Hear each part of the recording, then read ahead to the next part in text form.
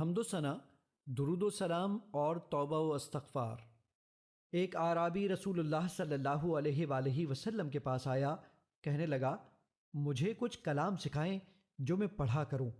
آپ نے فرمایا کہو لا الہ الا اللہ وحدہ لا شریک لہ اللہ اکبر کبیرا والحمد للہ کثیرا وسبحان اللہ رب العالمین لا حول ولا قوة الا باللہ العزیز الحکیم۔ اللہ کے سوا کوئی معبود نہیں، وہ اکیلا ہے، اس کا کوئی شریک نہیں۔ اللہ سب سے بڑا، بہت بڑا ہے، اور سب تعریف اللہ ہی کے لیے ہے۔ بہت زیادہ اور پاک ہے اللہ، جو ساری کائنات کا رب ہے۔